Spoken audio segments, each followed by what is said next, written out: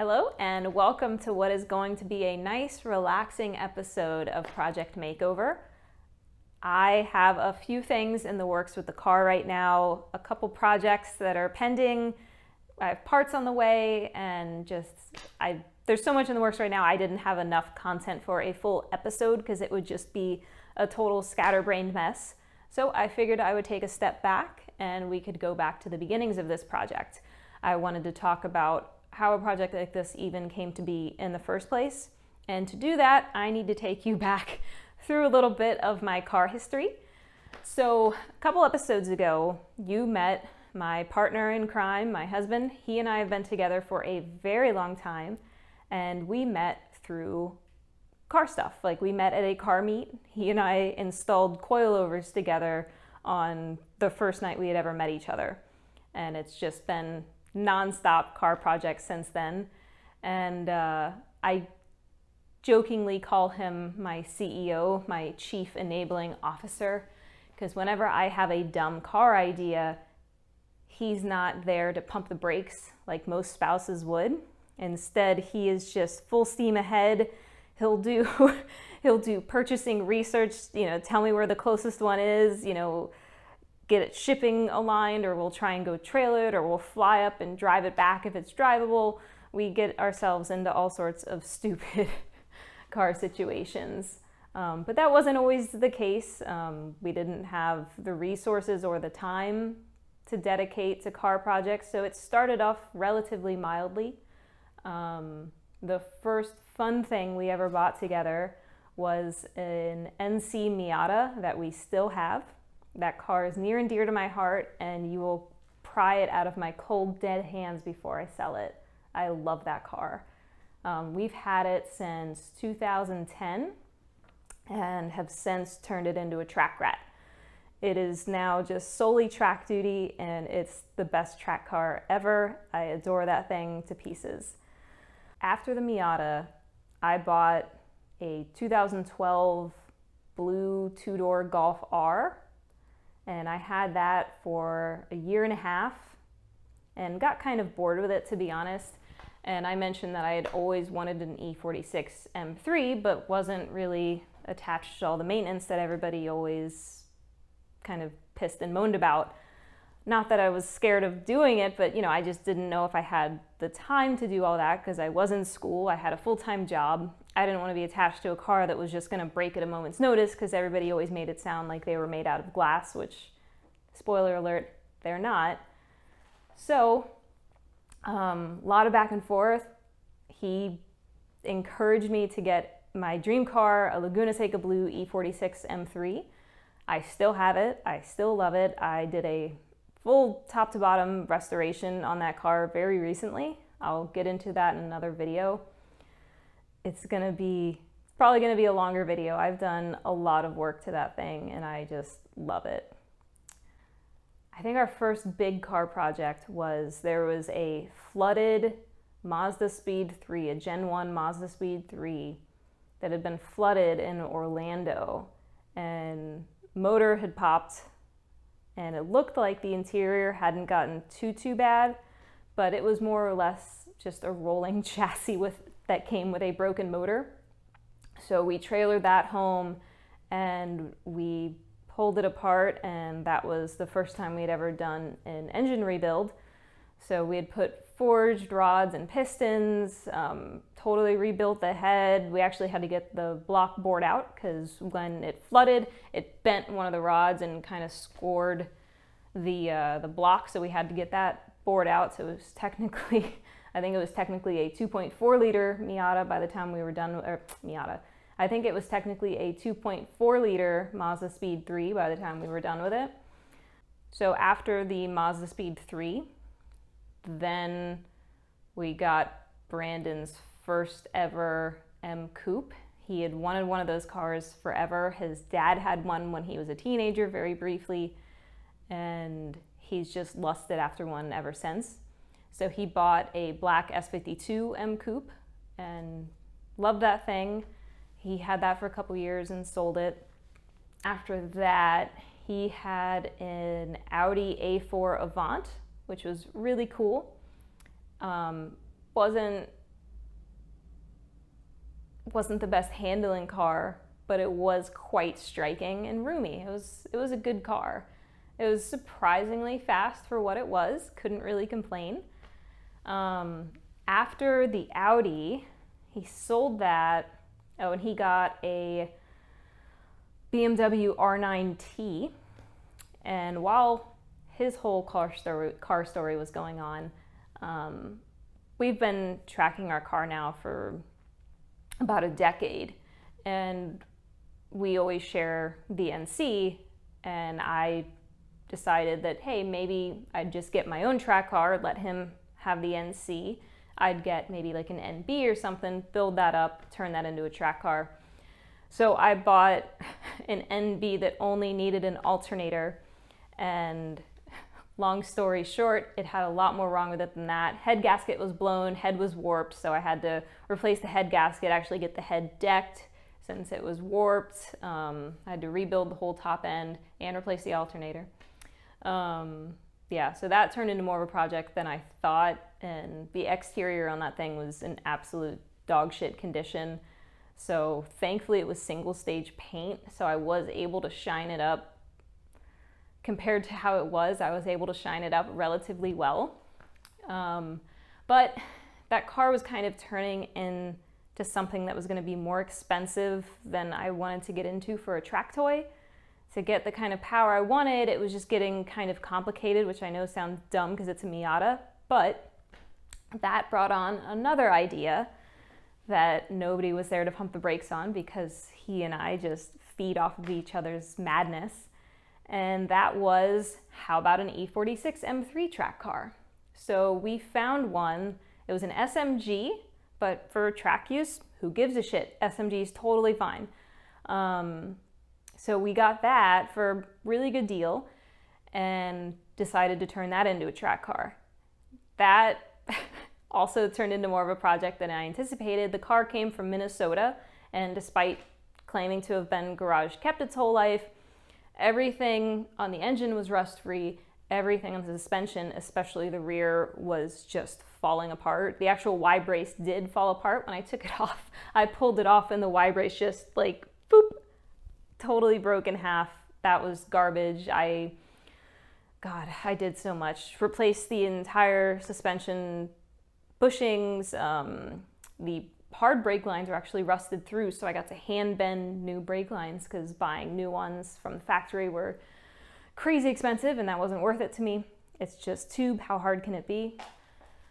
But it turned out 2 track cars was not better than one, and trying to both maintain 2 track vehicles and deal with the cost of consumables was just, it was madness. It was turning into more of a chore, and you know, track driving is my hobby, it's his hobby. It's not something that I wanted to dread. So sold that, and he and I were kind of at a crossroads on what to do for our next car. We kind of reached a YOLO decision, and that was, we had always wanted to do Euro delivery of a vehicle, and we both have tons of affection for BMW, and we did Euro delivery in October of 2019 of an M2 competition in Hockenheim Silver. And gosh, what an experience. Absolutely insane. And then BMW canceled the program not too long before we were scheduled to pick ours up. And I think we picked ours up like first week of October. And after October 15th, you have to get like this whole winter package, and it kind of turns into a pain to do Euro delivery anytime after the middle of October. So, and the Euro delivery program was canceled, I think, March of 2020, coincidentally with COVID.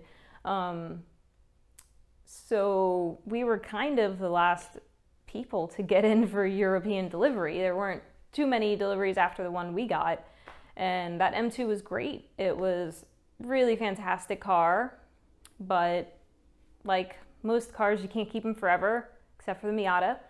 And so we got rid of that, and trying to decide what we wanted to do next, you know, we didn't really want just one pricey car. We wanted something we could tinker with. You know, that was the issue with the M2 is the car is already really good. It doesn't need anything, and it's a brand new car. You just get in it and drive it, which I know is the appeal of new cars, but there's always kind of this longing that you just want something to really dig into. Like, you know, my M3, brilliant car, tons of fun, beautiful car, but it has its issues, and that's kind of what makes it interesting to me. It's not a perfect car. It's not a super fast car. You know, it's 333 horsepower, which in 2021 terms might as well be a Corolla because cars are just ridiculous now. And M2 was the opposite of that. It didn't need anything. It was turbocharged, which was kind of weird. And it was, how do I say this without sounding like a big old weenie? It was too fast. For a street car, you know, it claimed to be 405 horsepower, but I'm positive it had more than that. It was stupidly quick. And honestly, too quick for a daily. There, I said it. I love that car, but it just wasn't a long-term thing for us. You know, I'll always have an attachment to it because of the experience we had in Germany, picking it up, doing our whole European road trip. But it's a car at the end of the day, and it had to go to make room for what we truly love, which is tinkering around and having something unique. What we landed on was him getting an S54 M Coupe. He found one that he had always wanted. It was a black on Laguna Seca blue interior. And it's absolutely gorgeous, it's perfect, and he pulled the trigger on it. And I couldn't be more happy for him because he's just totally in love with that car. And after he got that, I guess it was kind of my turn. So I don't have anything to tinker on anymore because my M3 project is more or less done. I have a couple of little things I still want to mess with, just basically the suspension. But I wanted a project of my own because I hadn't had one since the other M3 that I'd sold a year and a half ago, 2 years ago. So here we are at the E24 finally, after you guys listening to me just go on and on and on.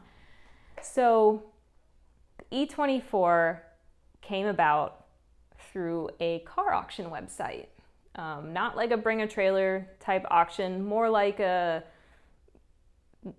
auction site that you would see flooded cars put up for sale on. We're always on the lookout, namely him, but we're always on the lookout for a cool car that's just been not necessarily flooded, but maybe neglected and someone's just auctioning it off. You know, we have seen some cool flood cars. We've tried to get a few, and it's an auction site, so it doesn't always work out. I've lost out on a couple NB Miatas that way, and then also got another one that was just a parts car. It wasn't really a project. It was just wheeled it in here, took it apart, wheeled it back out.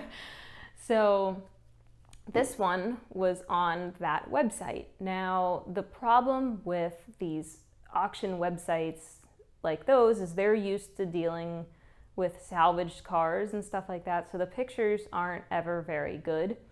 They're usually pictures from a distance, they're grainy, you can't really make out any details, but we could tell from a distance that there was no major rust on the body. And you could tell in the photos that the interior looked to be in tip-top shape. No visible discoloration on the leather, no tears. Like not having rust on the fenders was a pretty huge deal for me because I figured that would be the first thing I would see rust on. So we kind of just took a leap of faith. We did pay them extra to take better photos and videos, and in return they sent like 2 10-second videos, one of the engine running and the other was just like the car sitting in the rain. So not super helpful videos, but what are you gonna do? So we bid on the car and won. However, our winning bid did not meet the reserve for the auction.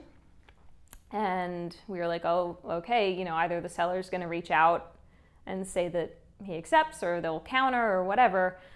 So they countered. You know, it wasn't exactly what I wanted to pay for this, but at the end of the day, I've loved the E24 for a very long time, and I had to just kind of pull the trigger. It was either going to be me or somebody else who took a leap of faith on this car, who took a chance on this car, and I decided that I wanted it to be me. And it's not as good as it looks in the photos, or as it looked in the photos when we were bidding on it, but I'm still pretty damn happy with the car. There's no major issues.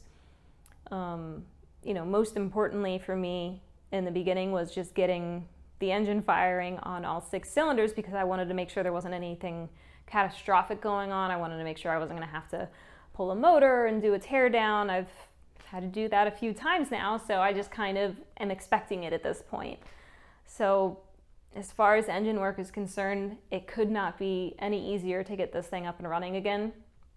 I do have a lot of electrical issues that I'm still chasing. Some have been solved, some have not. But I mean, I really can't complain. The car, it's slightly older than I am, so I think I've fallen apart a little more than this car has in that time. So I really can't complain. So that gets you up to date on all of our ridiculous car history. We've loved every minute of it, and I can't wait to dig into this more and share that with you guys. And share it, I guess, kind of globally, which I think is really cool. And, you know, sharing it with friends and family too. But this has been so far a pretty simple project, but a very fun one. And it's gonna get a little more complicated, as I'll get into in later videos. But I think overall, I wouldn't change anything about this purchase. So